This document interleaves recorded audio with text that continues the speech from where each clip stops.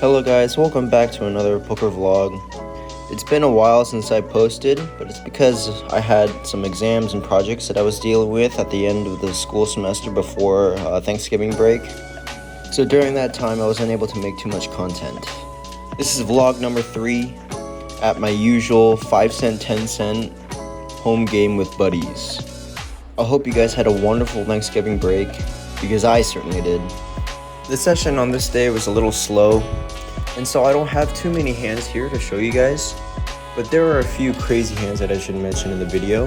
So without any further ado, we'll get into it. In our first hand, we're in the big blind with ace queen off. Under the gun opens to 3 big blinds, and it folds around to the small blind, who calls. Under the gun has a very wide opening range, and so because of that, we have to 3-bet with a pretty high frequency here. Because these guys are a little sticky with their cards, and I want to go heads up, I decide to 3-bet to 130, which is about 13 big blinds for almost a 5x raise. Under the gun calls and the small blind folds, so it's heads up now. The flop comes queen 6-7 with 2 spades. I flop top, and I'm out of position. Before I can make any decision though, under the gun makes a move out of position before it's even his turn. He bets 25 big blinds before it's his turn, and even though I make him take it back, I know that he's planning to donk into me.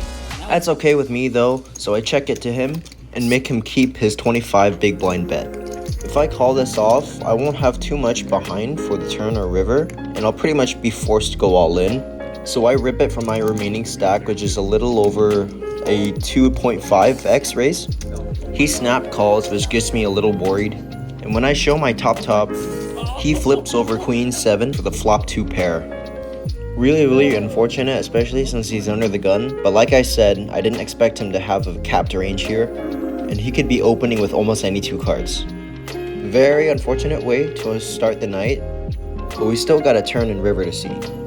We decide to run it twice, and hopefully I can pick up a lucky card on the turn or river here, particularly an ace, so that way I can at least chop. The first run out, unfortunately, comes the 5 of spades and the 8 of clubs, so we lose the first run out. Second run out doesn't give me any help either, and I lose both runs. We're now buying deep, and I gotta rebuy in order to try to climb out of the hole that I've dug myself.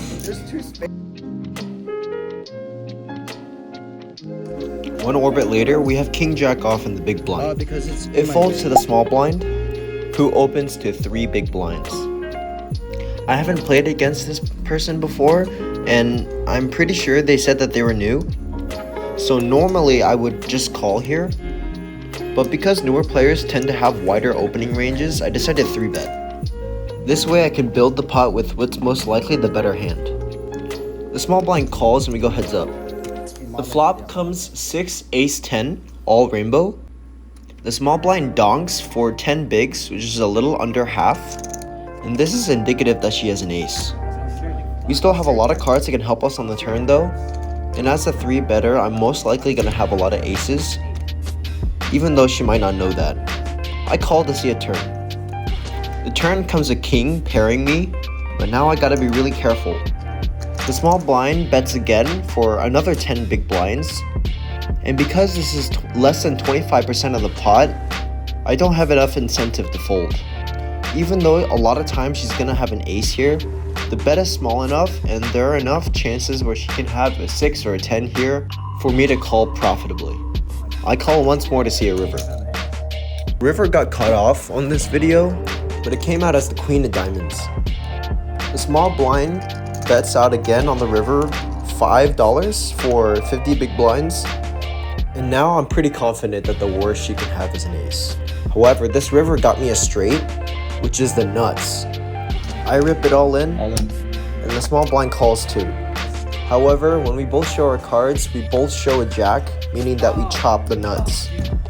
She shows jack 10, meaning that she had second pair until the river, and we got ahead on the turn. Really sucks to chop on this one, but I have a feeling that more opportunities are gonna rise. In the next hand, we have ace jack off in the low jack.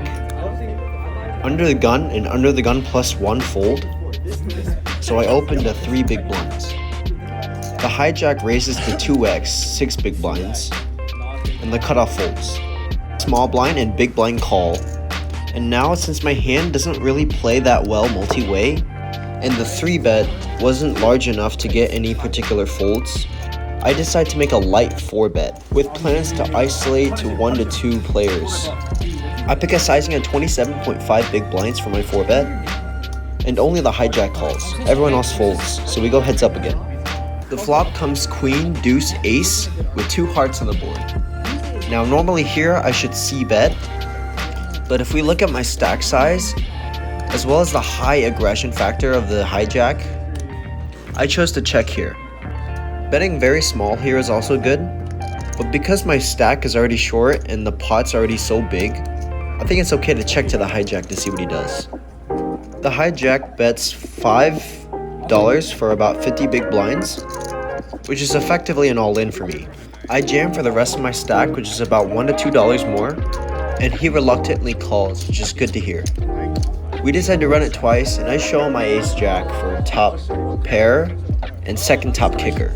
He only tables a king and doesn't show the other card, and so I pray that no paint comes out on the rest of the board. The first run out comes the 10 of hearts and the 7 of clubs, which should be safe for me unless he has king jack, which he says he doesn't. The second run out comes the 9 of hearts and the 5 of diamonds, and he says I scoop. I get my revenge and double up for a big pot. I just need a little bit more juice in order to overcome my losses and get back in the black. In the next hand, we're in the cutoff with ace-9 off. It folds to the low jack, who limps, and the hijack limps as well. I don't want to over limp here with ace-9 off because it doesn't play well multi-way. So to punish the limpers, I decide to raise to a larger size of 5 big blinds. The button and small blind call, and the big blind folds. Both the low jack and the hijack call too, so unfortunately I didn't get what I wanted, but that's okay since we can still hit a high pair. We go 5 ways to a flop. The flop comes 6 queen 5 all spades. It checks all the way around to me, and since I have the nut flush draw, I decide to start building a pot now and bet. I bet 10 big blinds, but a smaller bet like 7.5 big blinds is probably better. Regardless, 10 bigs is fine because a lot of these players that are playing right now are pretty sticky with their hands. So my bet here isn't too out of line. The button folds and the small blind raises to 250. It folds to me, and this is a pretty easy call. We're now heads up. The turn comes a deuce of clubs, which is a brick. I'm out of position and I gotta make the first action. I still have the nut flush draw, and I see 2 ways to go about the hand. I can either check call, check raise, or bet large to start putting pressure on the hand. Since we got raised on the flop, I'm putting my opponent either a low flush, such as 8-7 of spades, or a big flush draw, like the king of spades. I decided to bet large in order to put pressure on these hands.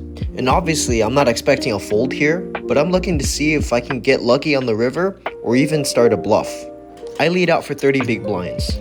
My opponent decides to call, and so we both see a river. The river comes the 9 of spades, giving me the second nuts.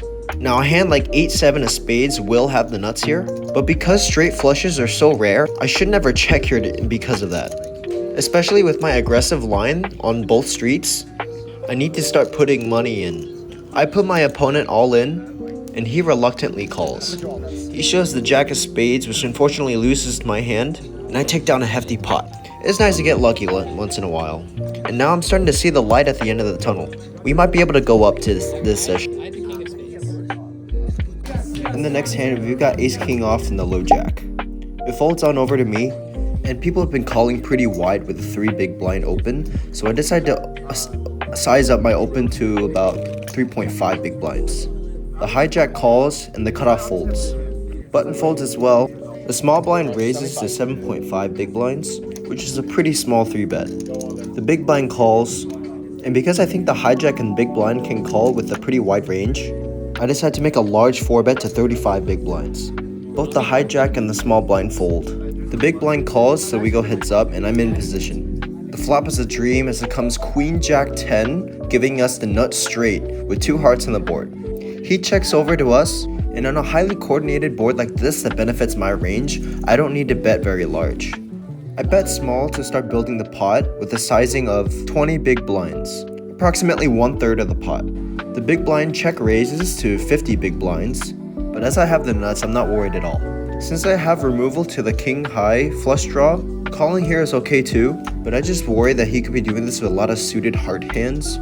So I jam all in, hoping that I can fold out his draw hands and get calls from sets and 2 pairs.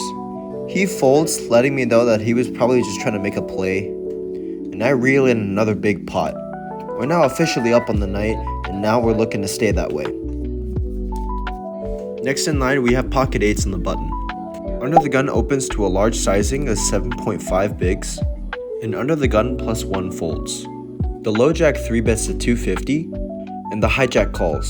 The cutoff folds to me, and I see this as a pretty good opportunity to set mine. I know that under the gun doesn't tighten his range early position, so I'm not entirely worried about getting 4-bet here. And even if I do, it's just a pretty simple fold. I call the 250 as a set mine, and under the gun calls as well. We're going 4 ways to a flop. The flop comes ace jack 9 with 2 spades. It's a pretty bad flop for me given that it's 4 ways, and even if it checks all the way to me, I think just checking back is good here. Under the gun checks. The low jack, who is the pre-flop aggressor, leads out for 30 big blinds, and the hijack calls. Ordinarily, this is just a simple flat, but because the pre-flop aggressor is known to play pretty tight, and I don't think he knows too much about continuing on the flop, I'm pretty confident he at least has a pair on this board. Especially because the under the gun has yet to go, and the hijack called as well, I decide to make the very nitty fold. It's probably better to look for a better spot. In our final hand for the night, I have queen jack off in the under the gun position. This is normally a fold, but I decide to get loose and open to 3.5 bigs. It folds around to the small blind, who calls, and the big blind calls too, and we go 3 ways. Now the 2 opponents I'm playing against in the blinds are the 2 loosest players at the table, so I know that if some paint comes on the flop, I can be pretty sure that the vast majority of hands in my range will be better than a lot of hands in their range. The flop comes king 7 queen with 2 spades. Both the small blind and big blind check to me, and now like I said, since I'm more likely to hold a king or a queen, and I unblock spades, I bet small to try to isolate heads up and then get to a cheap showdown.